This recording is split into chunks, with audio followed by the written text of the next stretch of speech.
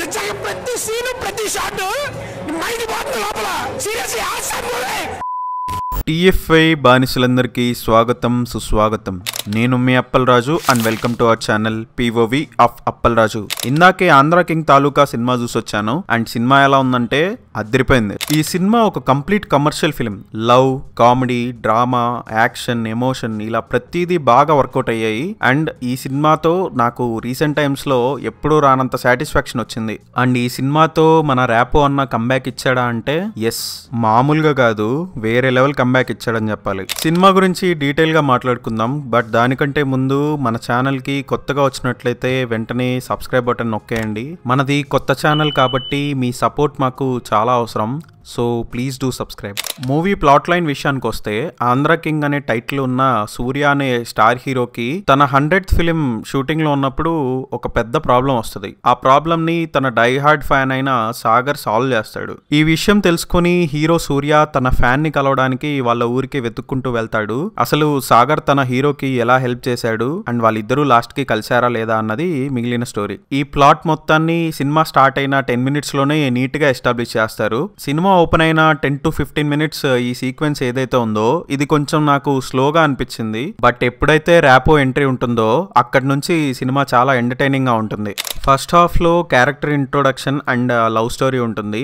It was good and decent. And interval లో main conflict మనకి reveal చేస్తారు. And second half మాత్రం నాకు చాలా బాగా అనిపించింది.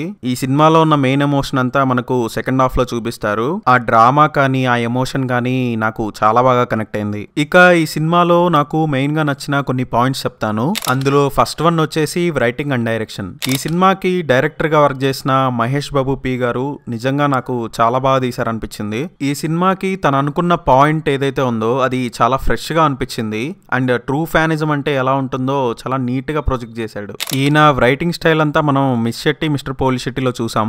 ఆ సినిమాలో ఎమోషన్ ని ఎలా అయితే హ్యాండిల్ చేశాడో ఇందులో కూడా ఎమోషన్ చాలా బాగా వర్కౌట్ అయింది. ఎస్పెషలీ క్లైమాక్స్ లో ఉన్న ఎమోషన్ నాకు చాలా బాగా కనెక్ట్ అయింది. అండ్ ఈ సినిమాలో లవ్ స్టోరీ కూడా నాకు చాలా ఫ్రెష్ గా అనిపించింది.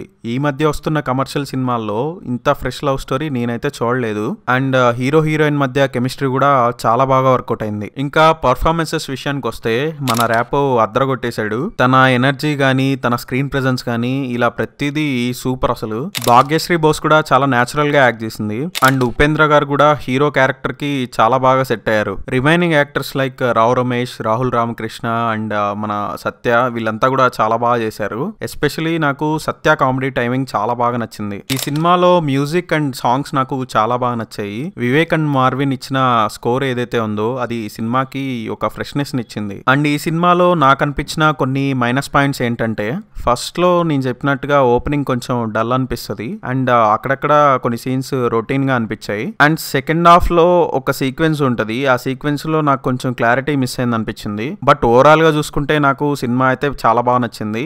సినిమా చూసి బయటకు వచ్చిన తర్వాత మనం టికెట్ మీద పెట్టిన ప్రతి రూపాయికి కంప్లీట్ గా సాటిస్ఫై అవుతాం. This is our review, point of view for the film Andhra King Taluka. ఈ వీడియో మీకు నచ్చినట్టయితే వెంటనే లైక్ చేయండి. అండ్ కొత్తగా వచ్చినట్లయితే మన ఛానల్ కి వెంటనే సబ్స్క్రైబ్ చేసుకోండి. This is Appalaraju signing off. Thank you.